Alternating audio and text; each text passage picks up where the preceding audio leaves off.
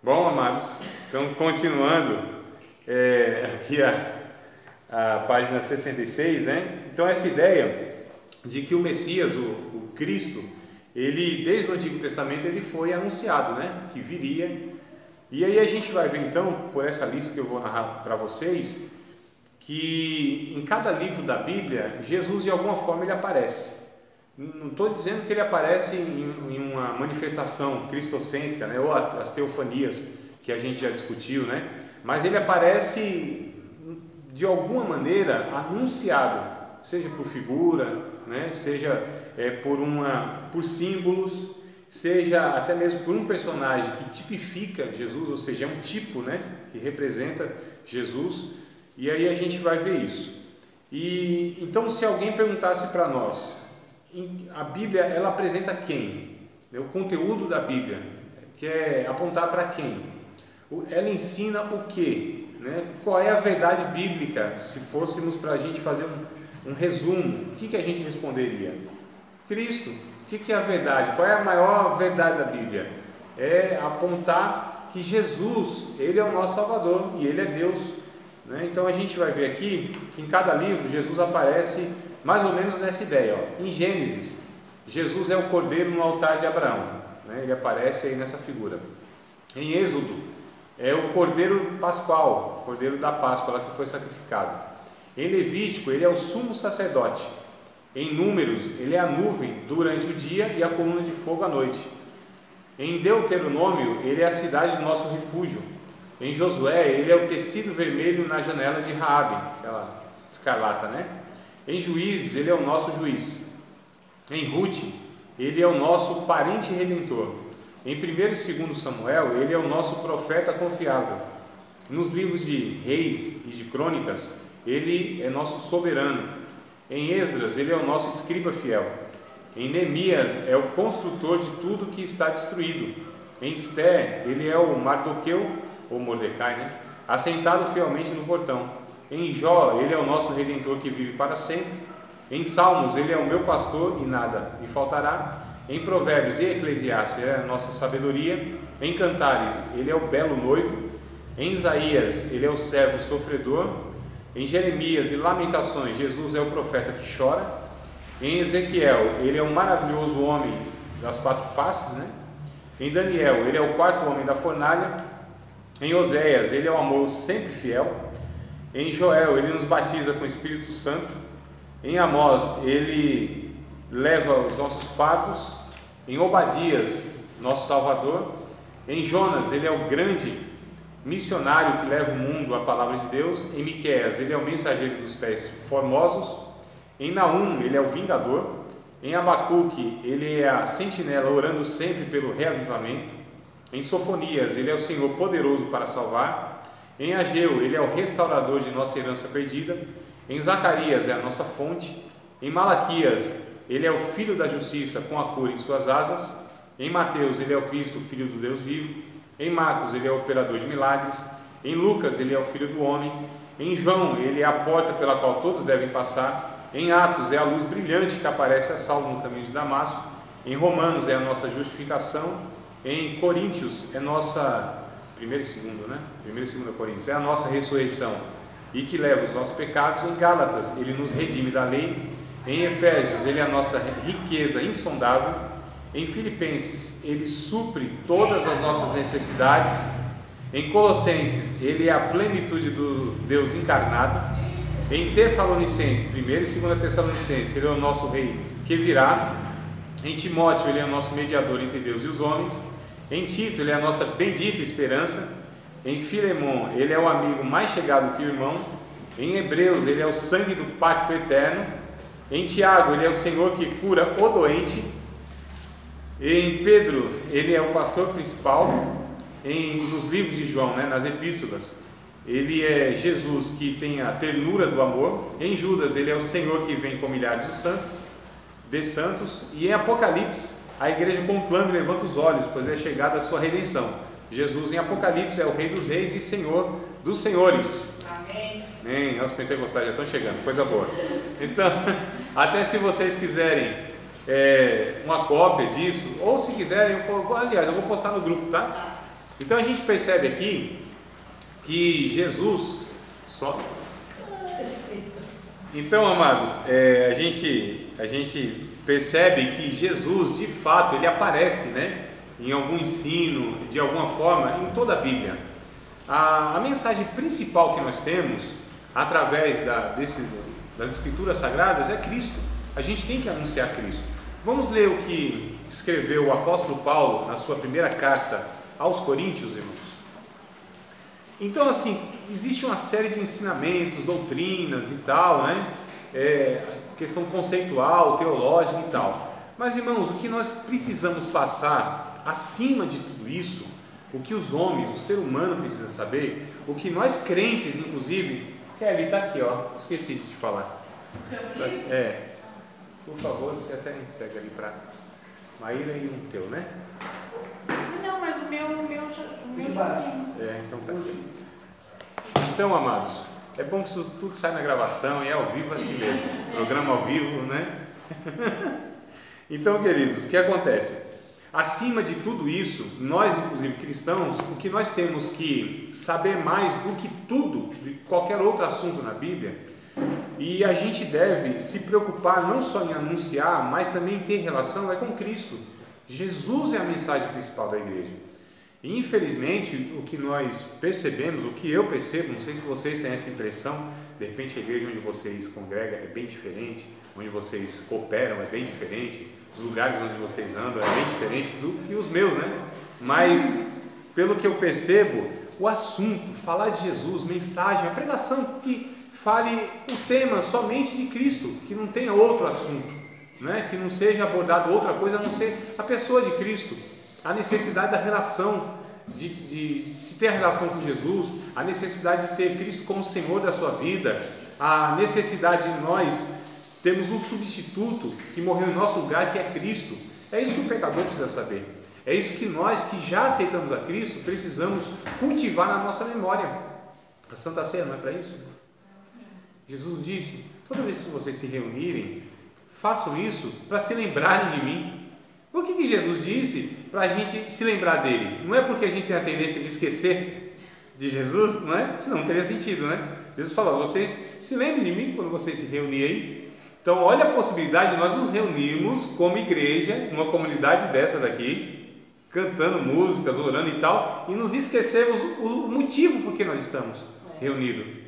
Percebe, não foi Jesus que disse isso.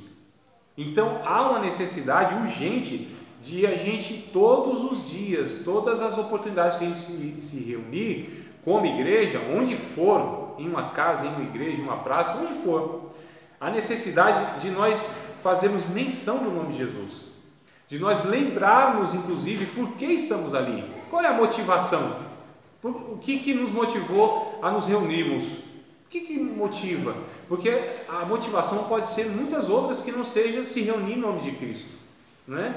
Para adorar Cristo, para louvar Cristo, as músicas, as letras, irmãos, os louvores, o que sai da nossa voz é para exaltar quem?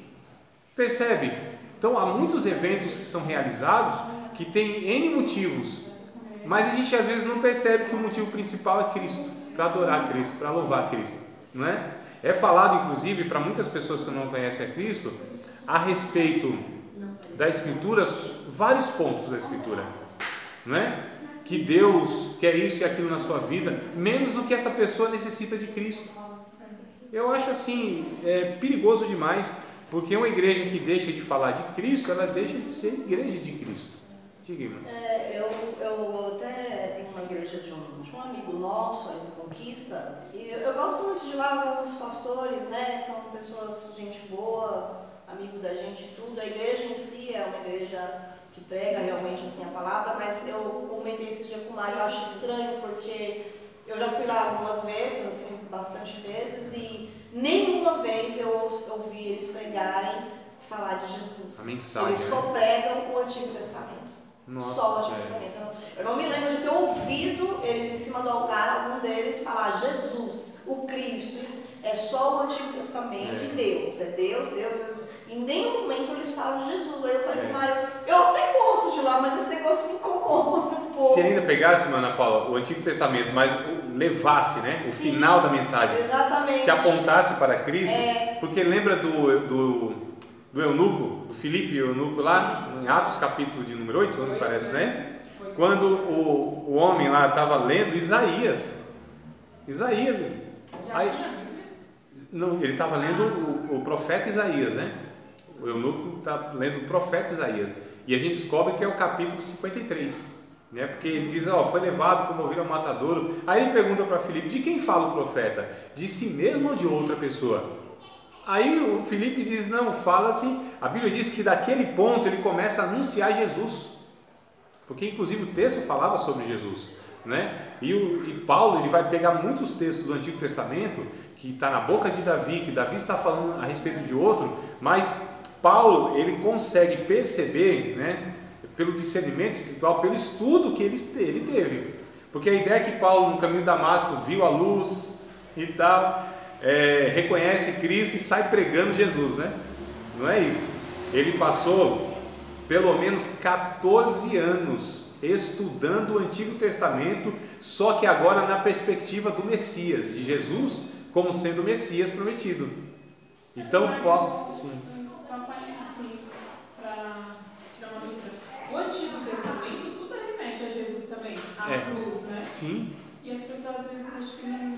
Não, porque assim, não que há problemas, né? A gente vê a mensagem falar do Antigo Testamento, mas eu falo assim, que lá todas as mensagens, todas as vezes que eu fui, não se falou de Jesus. Já foi assim umas 5, né? 10 vezes? Mas por aí, eu acho que eu já fui umas 10 vezes já. Então vamos pegar, por exemplo, sendo a irmã Ana Paula uma pessoa que não conhece a Cristo, que não é regenerada. Sim, exatamente. E 10 vezes em uma igreja. Exatamente. E nessas 10 vezes que ela foi, não ouviu falar de Cristo. Olha só. Complicado. Que absurdo. Porque muitas vezes eles ficam falando muito de Deus, né? Sim. Assim, Deus, eles falam muito de... Assim, eu já vi também em outros lugares assim, que eles falam Deus, mas não pronunciam Jesus como esse Deus. Não só pronunciar, a questão não é só não pronunciar, mas mostrar ao ouvinte, né? Sim. Pela mensagem, a essência da mensagem, a necessidade dessa pessoa que está ouvindo se converter a Cristo, se converter a Jesus.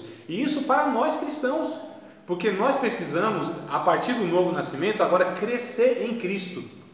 A Bíblia nos diz, né, que a gente agora precisa crescer em Cristo até ser varão perfeito, até medida e estatura. Então nós somos de glória em glória transformados segundo a imagem de Cristo. Olha só, irmãos. Então nós cristãos, não é só os não cristãos, nós cristãos precisamos ouvir a mensagem da cruz, né? Vez por outra, ou outra por vez, a gente precisa ouvir. E Paulo, ele vai dizer aqui em 1 Coríntios capítulo 2, não sei se vocês abriram, que é o que eu iniciei aqui, 1 Coríntios capítulo 2. Olha, eu já falei isso para vocês uma vez aqui, mas como faz muito tempo, deve ter sido ano passado, né? Há muito tempo, eu sei que eu já falei em outros lugares, mas aqui com certeza eu devo ter falado também. E capítulo 2 de 1 Coríntios, mas não leia, só abra, tá, Kelly?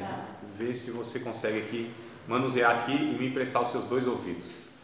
E aí o que acontece? Eu disse para os irmãos, isso é uma proteção para mim inclusive. Eu disse, irmãos, o dia que eu der uma aula, ficar falando 1h30 minutos, 1h40 minutos, que é o que eu falo geralmente na aula, né? Em uma aula. Se eu, pode ser o assunto que for, o tema que for, mas esse 1h40, de alguma maneira eu não mencionar a necessidade de nos relacionarmos com Cristo, se da minha boca não sair o nome de Jesus, se eu não pegar tudo isso que eu estou expondo para levar, para aplicar isso em uma relação com Jesus ou apontar a Cristo, me alerte, me advirta, me exorte. Fala, André, já tem 1h25 aí que você está falando, você não falou nada a respeito de Jesus, o que está acontecendo? Não, irmão, a aula é sobre administração eclesiástica. Mesmo assim, pode ser o que for, é psicologia pastoral, pode ser a matéria que for. Tá certo? Porque quando a gente se reúne em nome de Cristo, e é só em nome de Cristo que se reúne, porque se não for, não é culto, não é adoração, não existe louvor nisso, e nem Deus está presente, porque ele diz que pode ser 2 ou 3, não tem problema, não é quantidade o negócio, e onde for também tanto faz, Jerusalém, Samaria, pode ser onde for. Sendo Espírito e verdade, no nome dele, ele se faz presente, aquilo é culto, aquilo é igreja, está tudo certo. Vocês percebem, irmão? Então vocês, por favor, me ajudem aí, tá? Não me deixem desviar, não.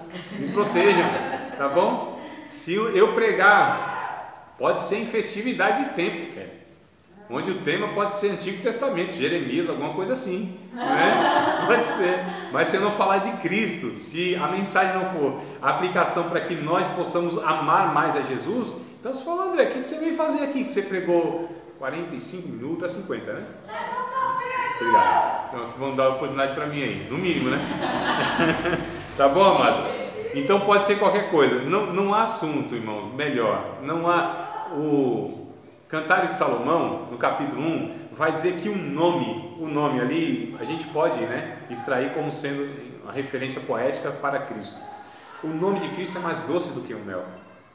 Não existe nenhuma pronúncia mais bela da boca de um ser humano do que o nome de Jesus.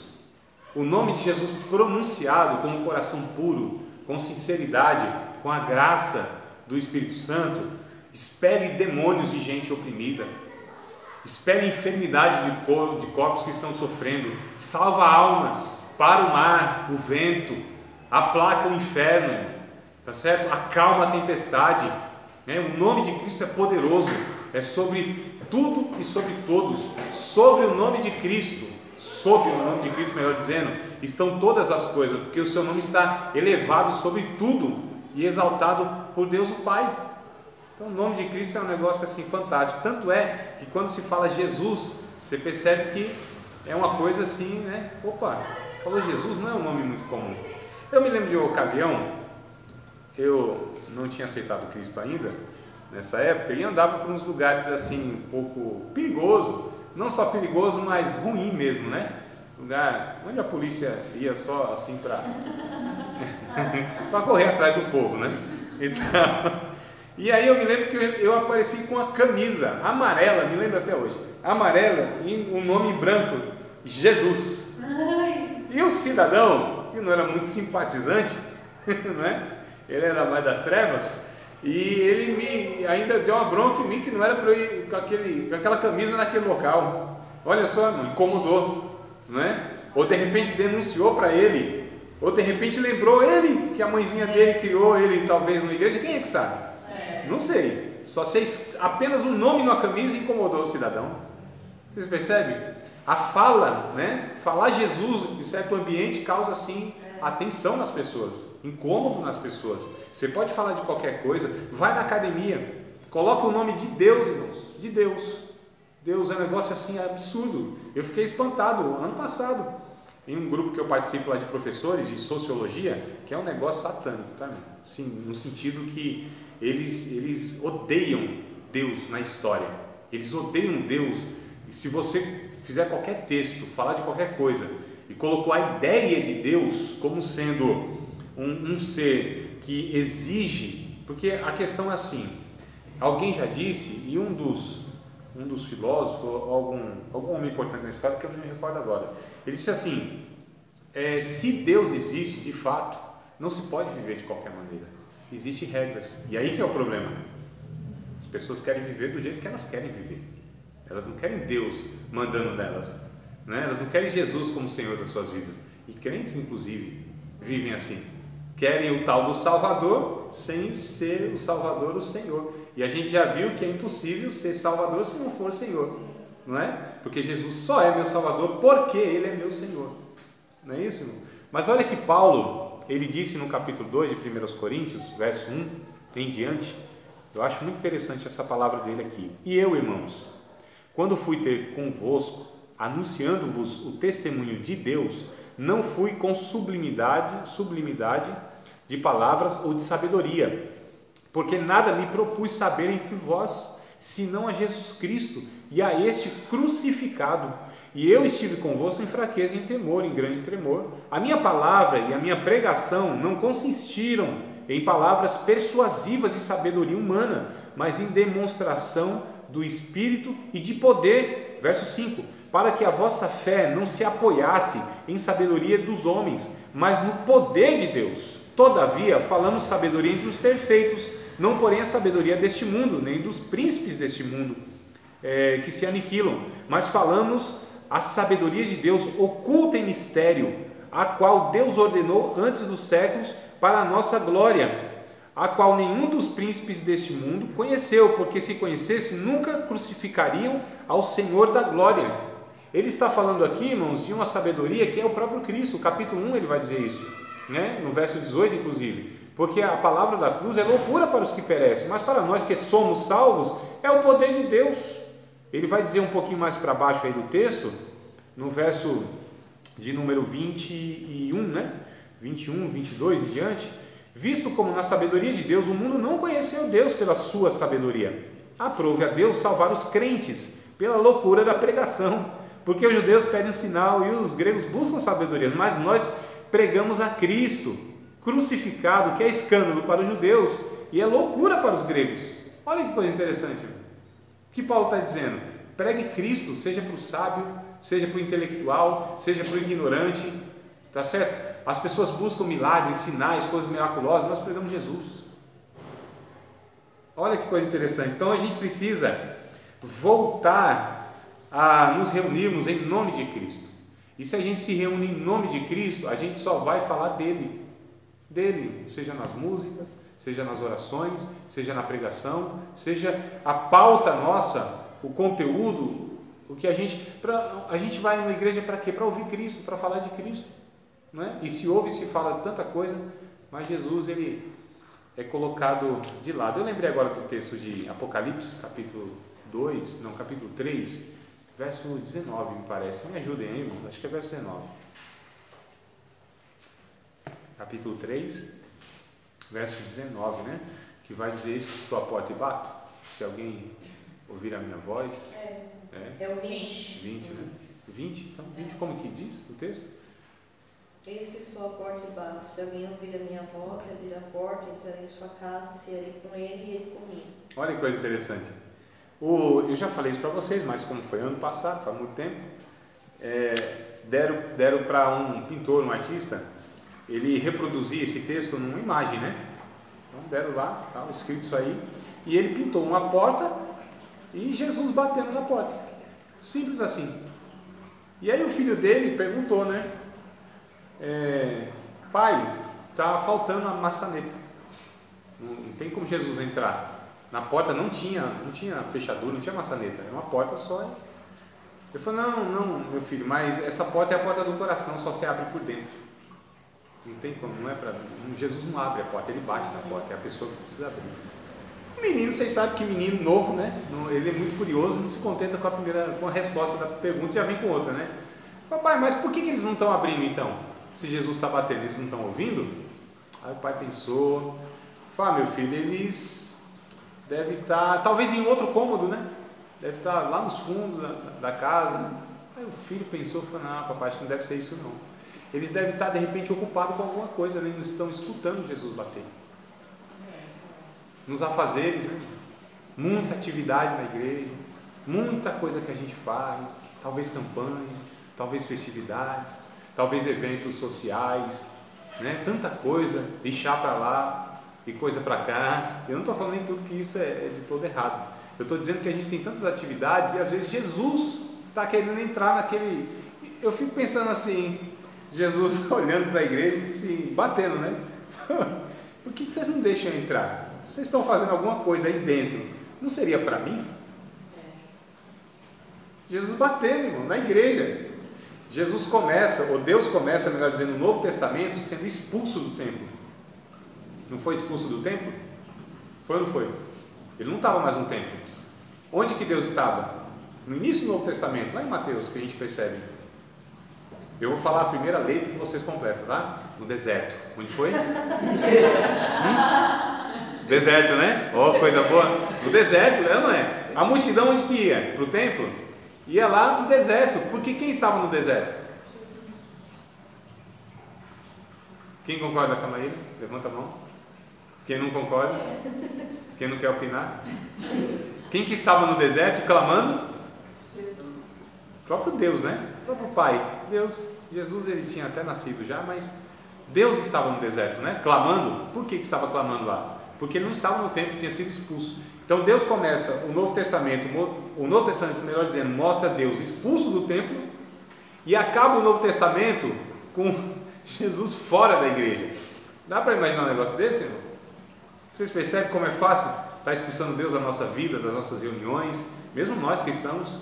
Percebe a necessidade e a urgência de a gente trazer novamente aquilo que sustentou a igreja durante todos esses séculos, que foi a mensagem da cruz? Pergunta para os pregadores ou para as pregadoras: qual que é a angústia? A angústia é saber o que vai pregar. É ou não é? Nossa, que texto que eu escolho? Qual é o tema que eu vou pregar? Vocês sabem que é assim, né? Não é não? A harpa cristã, que muitas igrejas usam, dá a solução para isso. Qual é o tema do bom pregador? O Calvário. Vocês não conhecem assim? Não? Não conhecem? Pelo mundo brilha a luz, desde que morreu Jesus, pendurado lá na cruz do Calvário. Nunca não ouviram não? Né? Tema do bom pregador, o Calvário. Então qual é o tema? O que a gente precisa pregar? Jesus. Mas Jesus assim, todo culto? Deveria. Não era ruim não. Né? Mas não vai enjoar? Mas não vai ter mensagem repetitiva? Não, irmãos, não vai. Jamais. Não, porque a gente ouve, demora anos para entender, né? Às vezes morre sem entender. Coisa boa falar de Jesus, coisa linda, irmão, falar de Cristo. Nossa, eu tenho saudade, né?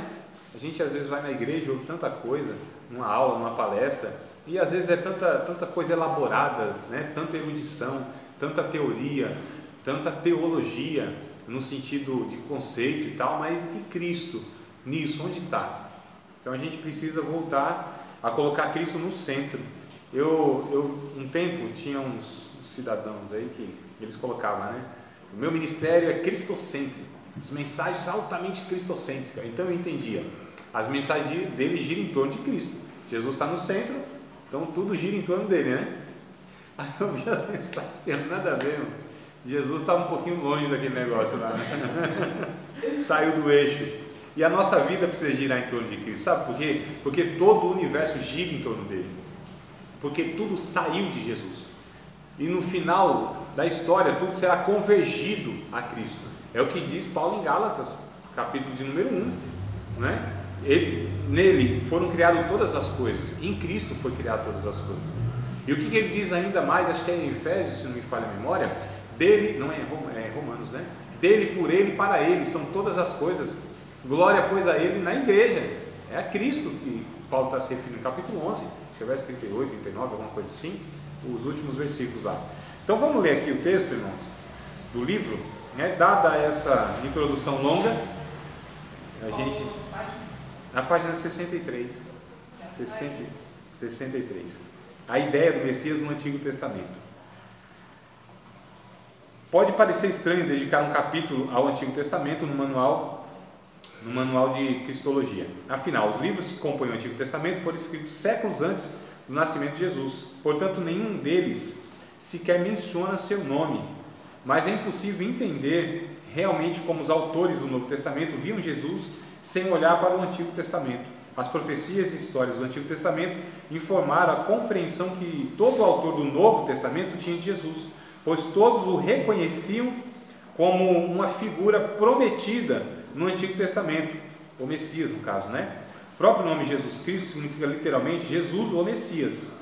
E toda vez que os autores do Novo Testamento o chamam de Cristo, eles estão remetendo seus leitores à esperança profética central do Antigo Testamento e anunciando que a figura mais importante da escatologia judaica, ou seja, dos últimos tempos, né, para o judaísmo. O que era escatologia para os judeus? Não é que é escatologia para a gente. O que seria os últimos tempos para os judeus? Seria a vinda do Messias. Inclusive eles esperam até hoje, né? Já veio faz tempo, mas estão esperando ainda. Mas para eles seria o escatom, a escatologia, as últimas coisas. Tanto é que no Antigo Testamento a gente vê em Joel capítulo 2, que é aquela mensagem bem conhecida que Pedro copiou a mensagem lá. Você vê, não tem problema, não pode pregar a mensagem que o outro pregou, né? Tem uns aí, não tem nada não, né? Pode copiar, copia e cola, copia e cola. Então o que acontece? Ele pregou sobre a vinda do Espírito Santo, não foi? No capítulo 2, assim disse Joel, que nos últimos dias derramaria Deus o seu Espírito sobre toda a carne. O que eram os últimos dias? Era aqueles dias que o Espírito Santo tinha sido derramado.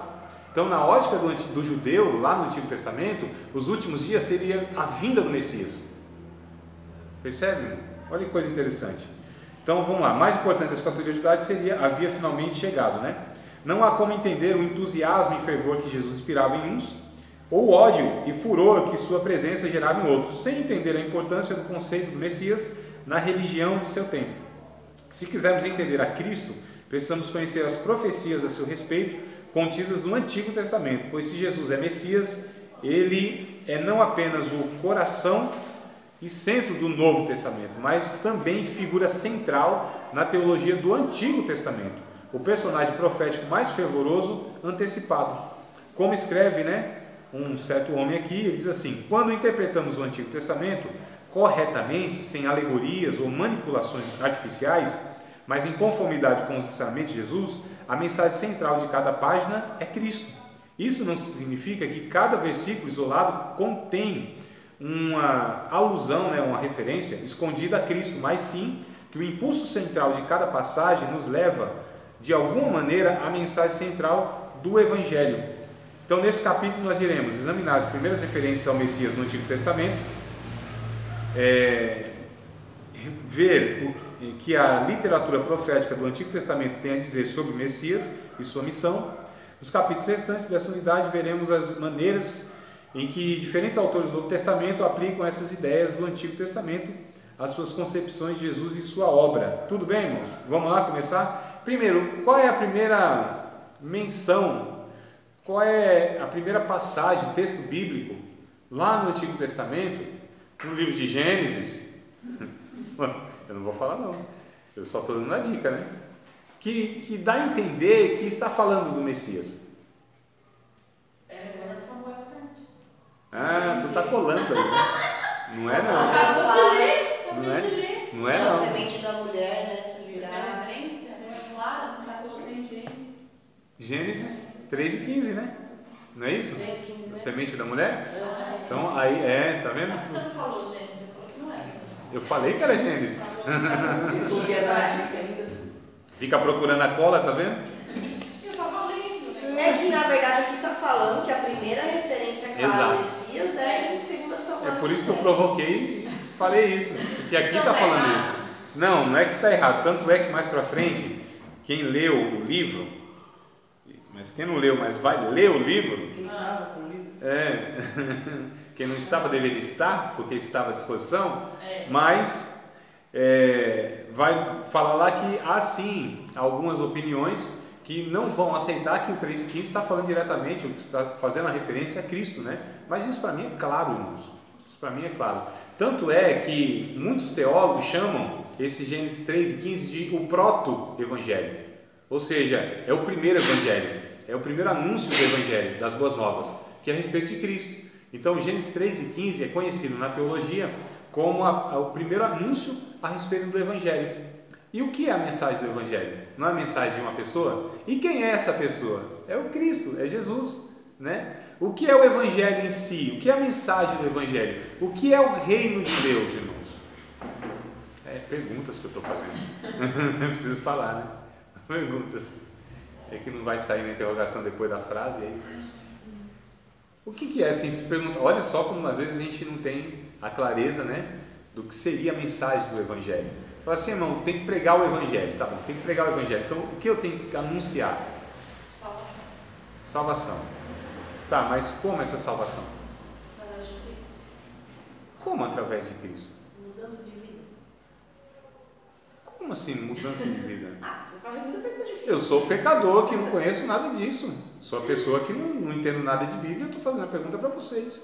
Vocês como cristãos, Temos que saber. seguidores de Cristo, vocês como já participando do reino de Deus, vocês já experimentando o Evangelho, o reino de Deus dentro de vocês, como regenerados, habitação do Espírito Santo, salvos inclusive, vocês como já tendo a clareza da mensagem do Evangelho, agora estão se deparando com uma pessoa que não entende nada e quer saber dessas coisas e precisa ouvir elas clara, na prática, sem evangeliquez.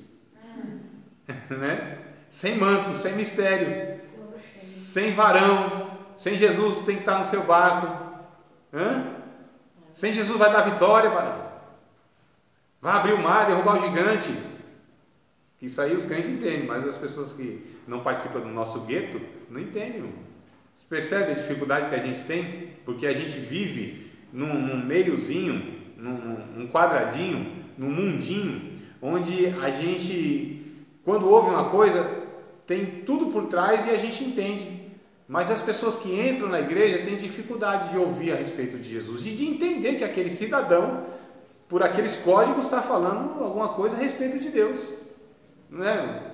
Eu me lembro de uma amiga da minha esposa, trabalhavam juntos, e ela aceitou Jesus, né? E ela perguntou assim a minha esposa: o que é terra? Minha esposa falou: terra? Terra é terra, né? O que é terra? Terra é terra. Não, é porque tem uma irmã lá que quando me vê, e aí terra?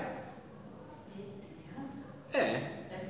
Não, mas é no meio pentecostal, aquela ala meio pirada, eles se comunicam assim. Entendeu? Tem umas linguagens que não... Então a pergunta é essa: o que seria o evangelho? A pessoa fala assim: o que é evangelho? O que é esse negócio de reino de Deus? O que é salvação? Salvação do quê? E como que eu sou salvo?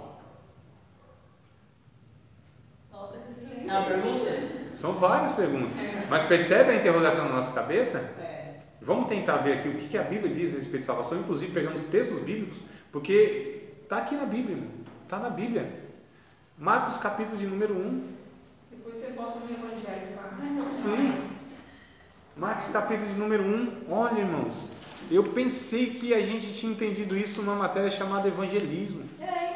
Então, e eu vou trazer os... Eu vou trazer os... Eu vou trazer os mesmos textos que eu trouxe em evangelismo, na matéria, onde nós estudamos, acho que em 8 semanas. Foi boa essa matéria. Mais ou menos. Vocês percebem, às vezes, irmão, a dificuldade de a gente armazenar a informação, de a gente gravar mesmo, ter na memória. Mas isso é o básico, a gente tem que ter isso, né? Porque ele não vai evangelizar. Em evangelismo eu disse isso também. É o básico. Meu Deus, se a gente não tem a clareza disso, percebe a dificuldade, irmão, que nós temos de anunciar o evangelho? Percebe?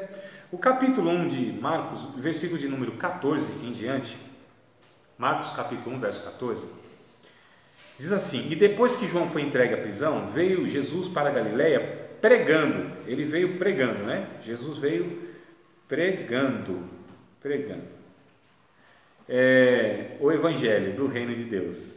E aí, o que Jesus vinha dizendo? Se ele vinha pregando o evangelho do reino de Deus, o texto vai dizer que ele vinha falando o seguinte: o tempo está cumprido e o reino de Deus está próximo. Arrependei-vos e crede no evangelho. Mais ainda, vamos ver o texto até o final. E andando junto ao mar da Galileia, viu Simão e André, seu irmão, que lançavam a rede ao mar, pois eram pescadores. Jesus lhe disse: vinde após mim. Se vocês puderem grifar, sublinhar, circular, fazer marca-texto, dobrar a página aí, faça alguma coisa para grifar esse vinde após mim. E eu farei que sejais pescadores de homens. E deixando logo as suas redes, o seguiram. E passando dali um pouco mais adiante, viu Tiago, filho de Zebedeu, João, seu irmão, que estava no barco consertando as redes, e logo chamou. E eles, deixando seu pai, Zebedeu, no barco com os empregados, foram após ele. Pode grifar, sublinhar, dobrar, fazer alguma coisa também para destacar esse foram após ele. Então, vinde após mim, foi o que Jesus disse, e eles obedeceram, então foram após ele. Mas o verso de número 15, irmãos, vai nos trazer aqui algumas informações, olha só, do conteúdo da fala de Jesus. Jesus disse: o tempo está cumprido. Isso aqui está dizendo, verso 14, que é o conteúdo da pregação de Jesus, que era o evangelho do reino de Deus. O tempo está cumprido, o reino de Deus está próximo. O que Jesus estava falando então aqui?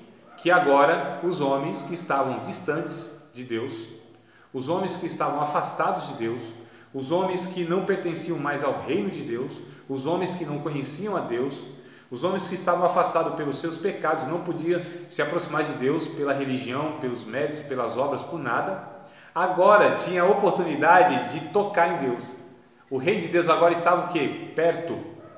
Perto quer dizer o quê? Que estava por vir? Não. Que estava palpável, acessível. Estava acessível o reino de Deus. Todos agora podiam. Antes não podiam, irmão. Para alguém se aproximar de Deus era uma burocracia enorme que vocês não têm noção. Tinha que pegar animal. Se tivesse impuro, tinha que se purificar por um monte de ritual antes. Não podia participar da cerimônia. Dependendo do dia, não podia ir até Deus. Dependendo da sua situação, se fosse mulher que estivesse naqueles dias, não podia. Se o homem tivesse uma mancha na pele, não podia. Era uma burocracia enorme. Tinha que sacrificar um animal, tinha que levar o sacerdote tinha que interceder por essa pessoa. Aí sim falava-se com Deus. E por terceiros, né? Não tinha acesso, não tinha esse negócio. Você tinha que buscar alguém, que esse alguém falava com Deus. Deus falava com ele e essa pessoa repassava para você. Era assim, irmão. Negócio agendado mesmo. Era... Hoje não tem uns lugares que ainda é assim, né? Naquela época Deus tinha regra. Deus, na verdade, não tinha. Mas é o povo que não tinha acesso a Deus. Mas não é porque Deus tinha fechado o acesso. É porque os homens fizeram um abismo tão grande entre Deus e os homens, e eles, que não tinha contato. Isaías diz isso. Não diz? Lembra o texto? Capítulo 59, me parece, não é? Vamos ver o texto lá. Os homens, porque assim, Yuri, Deus sempre quis, e Deus sempre foi atrás do homem. E o homem sempre correndo, e Deus correndo atrás, e o homem correndo, entendeu? Aquele negócio de corrida. Então, e o homem correndo, e Deus correndo atrás. Sempre foi assim. Não é que Deus se afastou. Não é que Deus disse, não, eu não atendo agora. Não, pelo contrário, é o homem que não queria ir no consultório de Deus. O capítulo 59, se não me falha a memória, verso 1 e 2, é o 2, né? O 2, que diz que os ouvidos do Senhor não estão agravados para que não possa ouvir, nem as suas mãos encolhidas para que não possa salvar. Mas nós fizemos, irmãos, uma separação tão grande de Deus pelos nossos pecados e delitos, olha só, uma separação tão grande que não tinha como agora ter contato, relação. E era um negócio burocrático. Quem que o Espírito Santo, através de quem que o Espírito Santo se manifestava? Reis, sacerdotes, profetas, que eram meia dúzia de gato pingado. Todo o resto não tinha esse privilégio. Não é porque Deus escolheu isso, é porque era a condição humana. Porque a vontade de Deus está na boca de Moisés. Quando Moisés separa, acho que era 70 homens, não era? Foi 70? Que Deus pega do Espírito que está sobre Moisés e aí põe sobre eles, começam a profetizarem. E tem 2 homens que não estava, parece, escrito lá, né, na lista de Moisés, e eles começam a profetizar também. E aí Josué diz assim, eles estão lá profetizando e tal, quer que a gente vá lá e pare eles, porque esses homens não estão aí na lista não. Aí Moisés diz assim, tomara, quisera eu, que todo Israel profetizasse sobre eles e estivesse o Espírito de Deus. Não só sobre esses que foram listados aqui. Isso aqui eu estou acrescentando, mas é a ideia, tá? Então percebe aqui, a vontade de Deus sempre foi, irmão, que o Espírito dele habitasse em todas as pessoas. Quando que isso não foi possível? Mais, no capítulo 6 de Gênesis. Quando o coração do homem se encheu de violência, e aí Deus disse, o meu Espírito não habitará mais no homem. Percebe? Então, as pessoas assim, eram os ungidos que tinha, eram os sacerdotes que tinha, eram os profetas que tinha. E hoje ainda há essas loucuras, esses absurdos, não tem? Que Deus fala com fulano, e para fulano ou cicrano falar com Deus tem que ir através do cicrano, do beltrano, do sei lá, fulano. Não tem esse negócio, irmão? Não tem ungido? Não tem profeta? Que para essa pessoa ouvir Deus ou falar com Deus tem que ser por intermédio dessas pessoas? O que é isso? Antigo Testamento, religião judaica, sistema falido, manipulação de pessoas hoje que se usa isso, porque a Bíblia diz que todas as pessoas, todo ser humano tem acesso a Deus se quiserem, se aceitarem o caminho que está colocado sobre eles, ou diante deles, melhor dizendo, que é quem? Jesus. Quem pode se aproximar de Deus assim, intimidade e comunhão? Todo ser humano, irmão.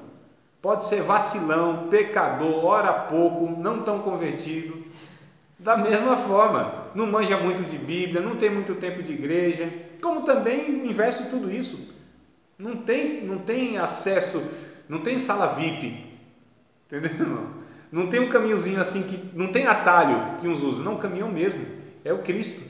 Ele disse, eu sou o caminho, ninguém vem ao Pai a não ser por mim. Não é? Hebreus capítulo de número 10, verso 19, 20, 21, 22, 23, o que diz lá? A pergunta que eu estou fazendo. Se vocês souberem, não abra a Bíblia e me responda. Eu também acho. Hã? Quem pergunta aqui é nós. Você está perguntando demais. Só que nós estamos mais mulheres hoje.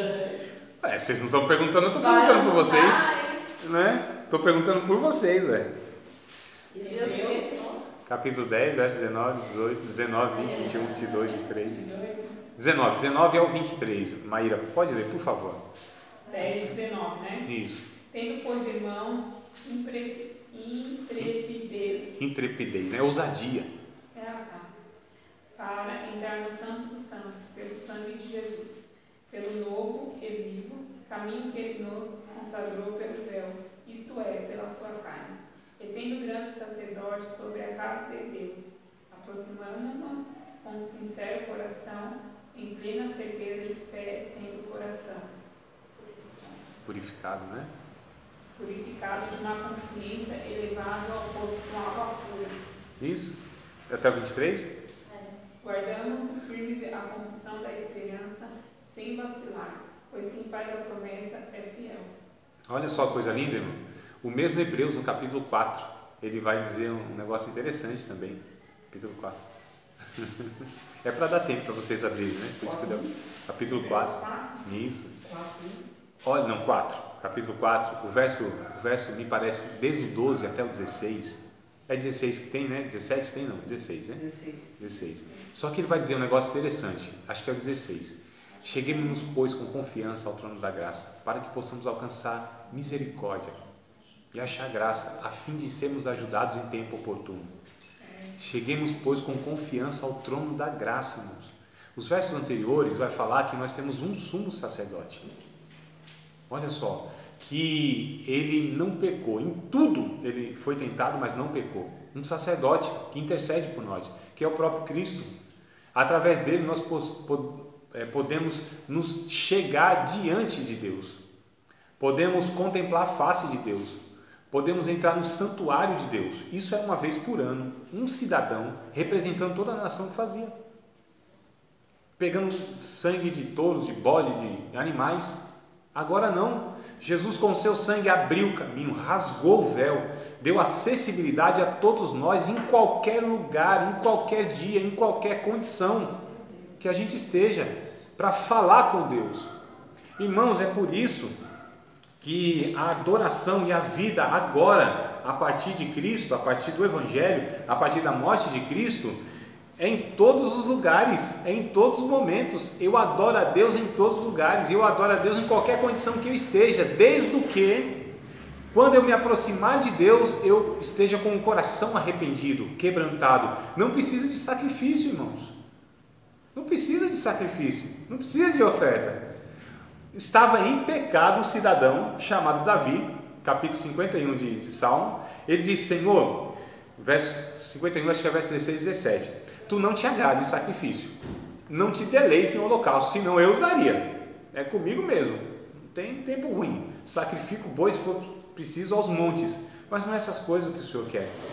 O que o Senhor não despreza, um coração contrito e um espírito quebrantado. Dessas coisas é impossível, irmão. Pode ser o pecador lazarento que for, pode ser o crente ruim que for, o desgraçado que for, a desgraçada que for. A palavra é feia, mas é essa mesmo. Se dobrar os joelhos, se derramar diante de Deus, Deus está ali para se reconciliar com essa pessoa, irmãos. Em qualquer lugar, não precisa de ninguém pôr as mãos sobre essa pessoa, não precisa de pastor orando, não precisa de ninguém caminhando, é ela e Deus. Jesus proporciona isso, é Cristo que faz isso. Cristo liberta da escravidão, da manipulação, da religião que infelizmente está travestida de evangelho em igrejas ditas evangélicas. Vocês percebem, irmão? Jesus liberta as pessoas. É o que a gente precisa levar as pessoas a Cristo e Cristo às pessoas. A gente está tentando trazer para a nossa igreja, para a nossa religião, para a nossa denominação, não é, irmão? A gente trabalha para essas coisas, mas a gente não leva as pessoas a Cristo, nem Cristo as pessoas. É um negócio assim assustador, eu acho. Um negócio terrível, para não dizer satânico, né? Não é como eu escandalizo às vezes falando essas coisas, satânico.